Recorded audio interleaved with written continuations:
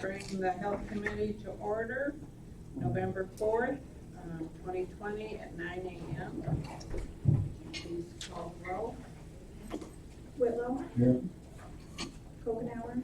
Present. Doobie. Here. Apple. Here. May I have a motion to approve the agenda? So moved. Second? Second. All in favor, say aye. Aye. Opposed? Okay, motion carried. Let's look over the claims. Have you received them in the email? Anybody need a copy? Okay, can I have a motion to approve the claims? So moved. Second. Okay, and then, any discussion on the claims?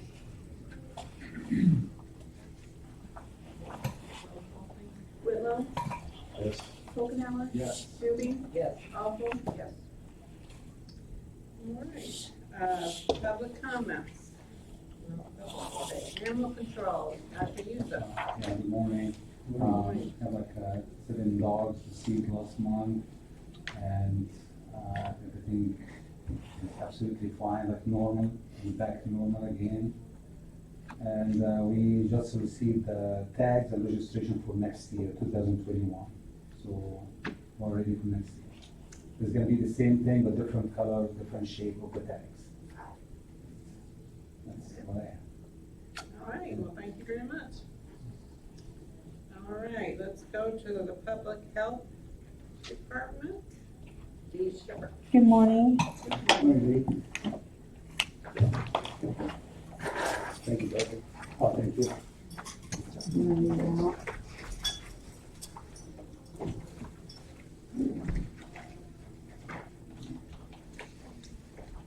Thank you, Dee. You're welcome.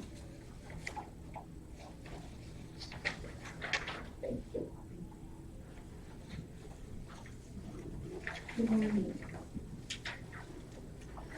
So, as you can imagine, our health department staff's a little overwhelmed at the moment. I think in the last 4 days, we've had something very close to 80 new positive COVID cases.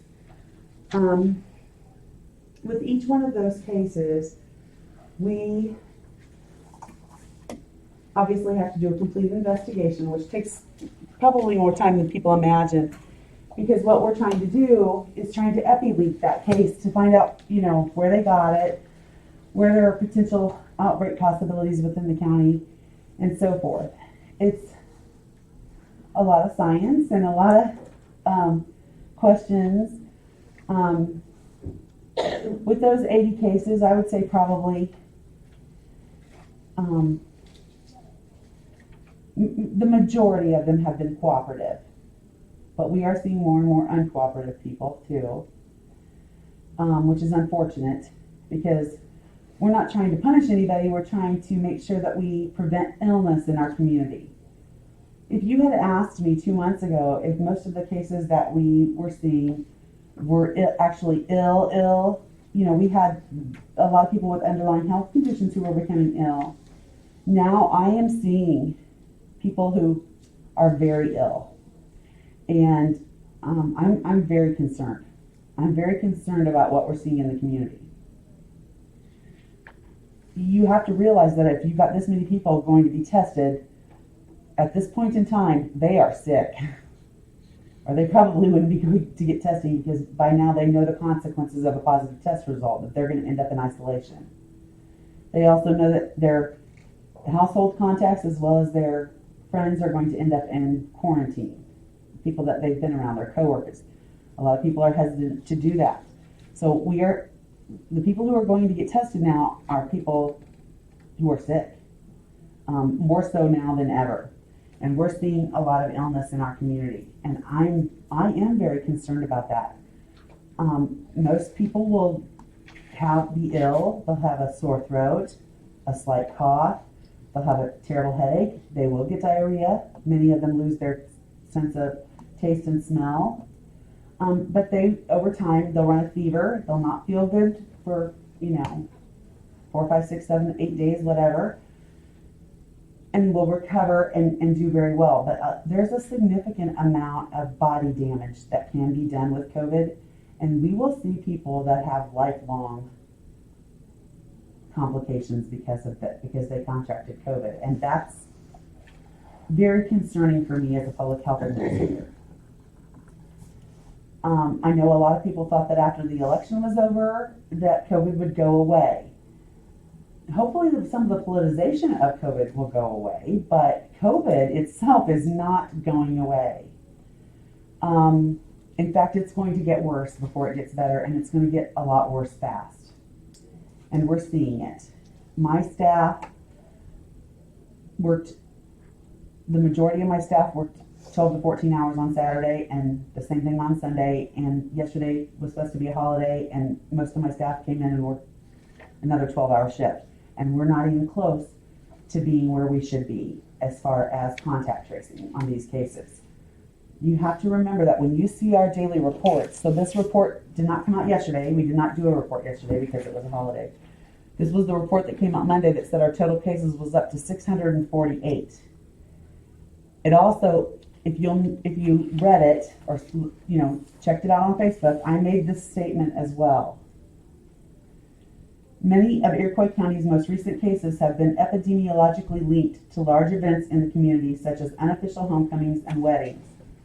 ICPHD is asking the public to refrain from attending large gatherings, as this is causing increased illness within our community. We thank you in advance for your cooperation. But I also put a note at the bottom that said, Iroquois County has a minimum of at least 20 additional cases that ICPHD has not contacted at the time of this press release. The data regarding these cases will be included in our next press release. We are processing positive results as quickly as possible, but the volume of results have inundated our staff. Because we're seeing people who are not adhering to the IDPH guidelines and the gubernatorial guidelines as far as keeping social distancing groups to 25 or less. When we have a case, when we had a case, we may have 5, 10, 12, contacts. Sometimes we're seeing, huge numbers of contacts with these cases now. So for every one of those cases that we currently have, you can only even begin to imagine the amount of contact tracing that we have to do with each case. I probably have called, out of those 80 cases, maybe 15 of them myself over the last 4 days. And I don't think I had anyone that had under 12 contacts. So can you imagine the volume of contact tracing that we have to do? And not only do we have to when we quarantine the contacts, do you remember we isolate the ill and we quarantine the contacts? We isolate the ones who test positive. I shouldn't say the ill. When we contact these people, we not only have to contact them, but we have to contact their employer. We have to contact the schools that the children go to. We have to contact the daycares that they attend. It's so much more complicated than what I can describe to you in a sit-down meeting. It's very intense, and I'm going to be quite honest with you. My staff gets cussed out at least every hour. Someone cusses us out because they're frustrated, and we understand that. But it's becoming more and more stressful and more difficult. So if there's anything that this committee can do when you're out in the public and you're speaking with people, is to please stress to them that this is a real virus, that people really are getting sick, that there really are people that are going to have lifelong damages, and we really do need to start thinking about adhering to some of these community regulations, because we're just making our friends and neighbors and coworkers and family members sick. And I'm all about freedom. I'm all about supporting our local businesses and making sure that our local economy is strong. But we also have to balance that with the same respect for other people's health as we do for their businesses. And I think that that's important. And I realize I'm preaching to the choir here. But this is, public record. It'll be on YouTube. Hopefully some people will see it and take heed. There are public health employees across the state of Illinois who are quitting their jobs more rapidly than public health can hire them. Iroquois County Public Health Department is no different. I'm losing staff and I'm hiring them and training them as quickly as I can, but it is so stressful every day to deal with uncooperative people, to deal with people that, I made a phone call yesterday. I was standing beside Kelly. Kelly actually made the phone call, but I was standing beside her to help her with it. And talked to someone, and we placed her on isolation because she had tested positive, and she recently was married. There was a baby crying in the background. She said, "There's no one here." We could hear the baby clearly crying in the background. Finally, she admitted that she had friends over. She knew she was positive. She had been notified before we called her. People aren't taking this seriously. All I could think of was that poor baby. But Dee, you have to understand, and I'm not sticking up for anybody, but when you know that you're gonna be put in quarantine for 14 days and you're gonna lose money, you have no money coming in. Can you go 14 days without no money? I'm not saying it's right. I'm not saying that at all. I'm just saying, I'm trying to look at the other side of the spectrum a little bit from people. Kevin, That's honestly, why do you think I people don't hold understand back. that? I think that's why people are holding back from reporting. I really Sure they do. are. Sure they are. So- And please don't ever think that I don't understand that. For you to feel like you have to say that to me No, I'm not. when I've been talking with these people when they cry on the phone because they're not sure how they're going to get their bills paid. I get it. Right. Please, I get that. And I know you're doing your job. I'm not knocking you at all. I'm actually putting you on a little pedestal for doing a great job. So, but I'm just trying to get a perspective, and you already know that. I know that. I So- absolutely know that. I understand where they're coming from. I care about people. I wouldn't be a nurse or a public health administrator if I did not truly care about our community. None of us would be here if we didn't care about That's people. right. We care. We're here because we care. And I hurt for every one of them. I cry with them on the phone. I hurt for them. Sure. We are providing what we can for them. Groceries and anything household needs for anyone who's in quarantine or isolation. I've had to hire another shopper, a full-time shopper. Well, she's 4 days a week, and I hired another one today who's going to be PRN because people are having to wait 3 and 4 days to get their groceries. And I've got Amanda's busting her tail helping us, and we have so many people to thank. Jill shopped and I'm pulling from everywhere.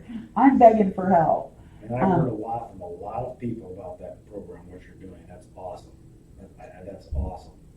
I've heard a lot because I went to the grocery store the last few times, and they're like, "Hey, have you heard about the county? Because you're on the county board." And yeah, I said, if you need to tell everyone that, because if you're quarantined, we can get you food. We can get you food. So yeah, it's been a great.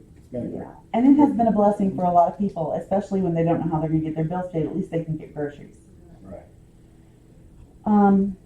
So I absolutely see it from all sides, and trust me when I tell you that I really do. But I'm very concerned about the rising numbers. If you look at the program summary report, you'll notice that. I'm still trying to keep this open. You'll notice that we had 70 COVID cases last month.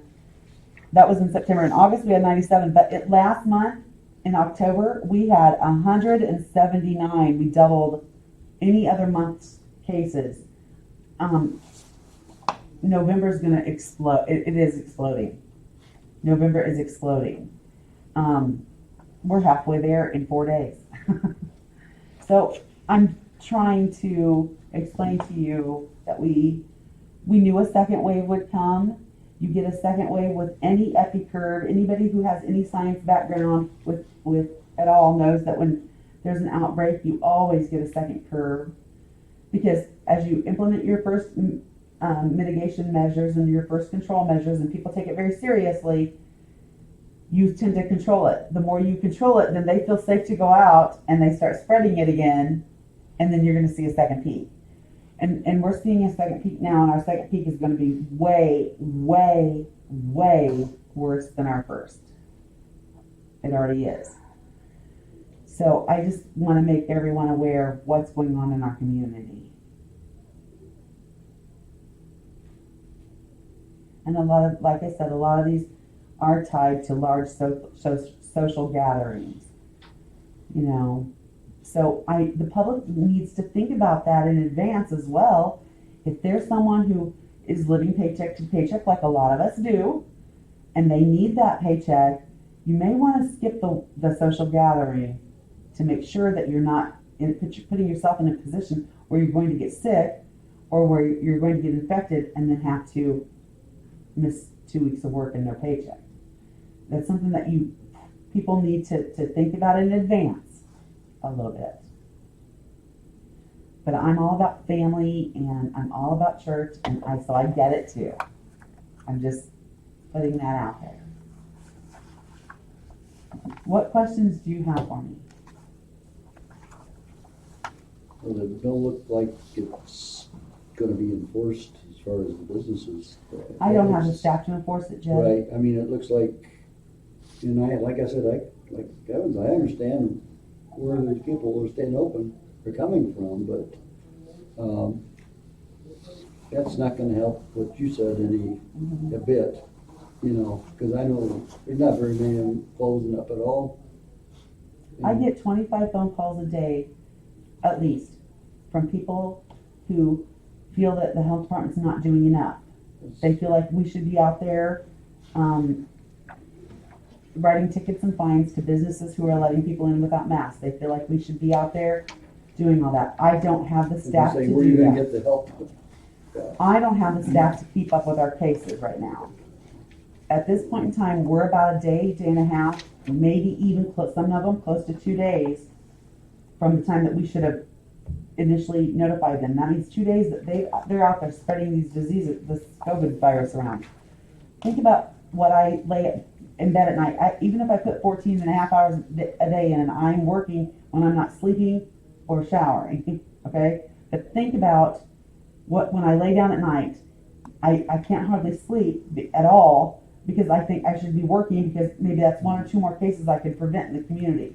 But we all have a limit of how many hours we can work in a day with no days off straight for months on end. It's just so much more contagious than they thought it was, you know, and they're finding out right now that it is probably the most contagious thing one of the most contagious things we've ever had. It is.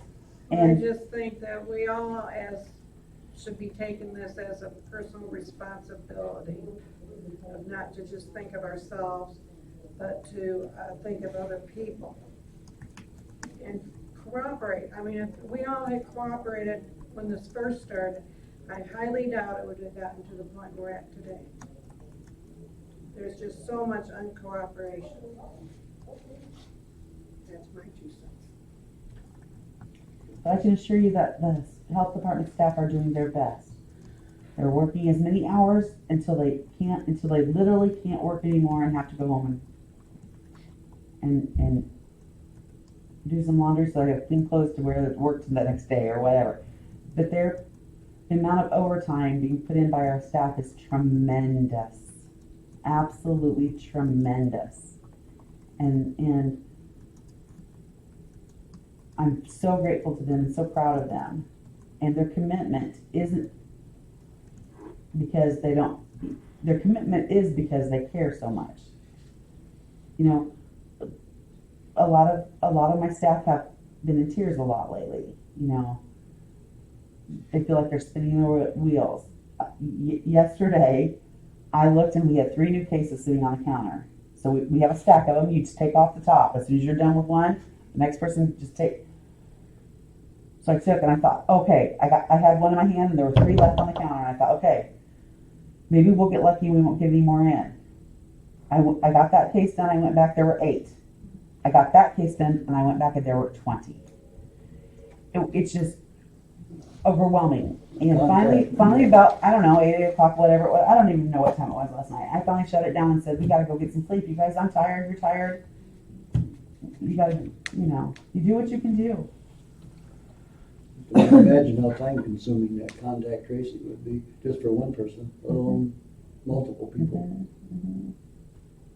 You know, and when you call somebody to contact trace them, and you're letting them know that they're in quarantine, first you have to let them have a few minutes to get over the fact that they're going to be quarantined for that period. But you also have to explain to them that they're going to be daily monitored. So we give them the choice of whether or not they would like to be called every day by the health department staff or texted. If they sign up for texting, that's so much easier for us. But we have to, go through the procedures with them. The first text will be a consent that you're consenting to texting for your daily monitoring instead of daily phone calls. Then the next day the texting starts, and you have to run through them. That there's a link on that text that you open up, and here's how you would fill this out, and here's how you send it back to us. Have to talk to them about getting them groceries. Have to ask them if they have a thermometer, because one of the things they have to do is take their temperature frequently. So if they don't have a thermometer in the house, then we have to make sure we literally physically drive them a thermometer.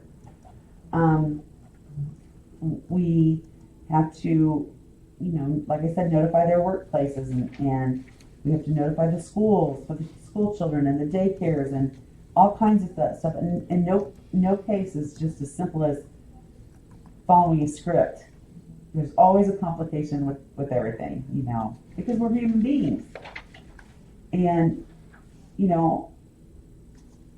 some of the people that we call are employed have two jobs. So then you have to call two employers, and if one of those employers happens to be a long-term care facility or a hospital or a doctor's office, that complicates things a little bit more. So, because then, it gets more and more complicated as you call. So, it's been a learning experience. This is probably any public health nurse's worst nightmare.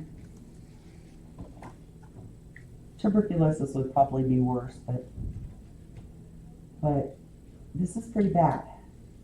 I wouldn't wish it on my worst enemy. So, but if you have questions, I'll answer them, or do my best to. But I can assure you that I do understand that people are frustrated and people are tired of staying home, and people are. I understand people. I understand why they're angry and they're upset. I definitely understand that. But I also understand that this, we were worried about this overwhelming our healthcare system. Public health is part of the healthcare system. We're way overwhelmed. You have to take care of yourselves too. So keep plugging away and do the best you can. We know you are. All we can do. Exactly. If we can help in any way, let us know. Other than what you told us, hey, when you get out, tell people, Sure. If there's something else I can do, I'd be glad to help. So Thank you. I know I can't call. I Sign up for contact I wouldn't have tracing. enough patience. First person that cussed you out, you'd be like, oh, no thanks, I'm done. And I don't think you can cuss back at them. no, you can't do that. Hence why you and I are disqualified. And let me tell you guys something about that. My staff has they're the patience of saints. And they take it and they swallow it and they say, we understand and we've hurt for you. And if there's something within our power, we'll do it for you, it's That's all you can do. yeah. So when I told you that I get all those calls about we're not doing enough, then at the same time I also get calls from people saying, this is ridiculous. You need to be telling these people to open this up. We need herd immunity. You hear all these different sides from people that really don't have. Everybody sees things from the seat they sit in, and I understand that. We all sit in different seats, so we all see things differently when it comes to things like this. The best thing I can tell you is that the majority of the people that we call are extremely cooperative and extremely kind and are very understanding. And you know what? Even every once in a while we get somebody that says, how are you guys doing? So that's nice. That's why we keep doing what we do. You are appreciated. Thank you. You and your staff. Thank you. And if you don't have any further questions for me, I'll head out and get back to calling people. Yeah, thank you. Thank Thank you. Okay, do we have any old business today?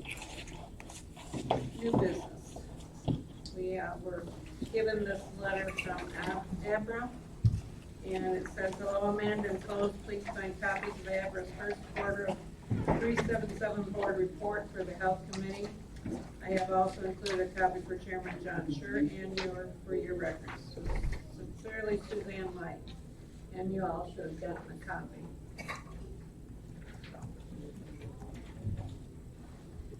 Any questions on any of this? I don't know if I'd be able to answer them.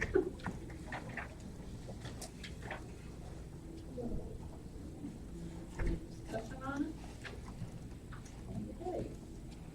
So may I have a motion to adjourn? So maybe. Second. I'll- And then, all in favor, say aye. Aye. Opposed? Motion carried, meeting is adjourned. You want a break? No, I love taking off more vacation time to come here. So, hey, let's make it till 4.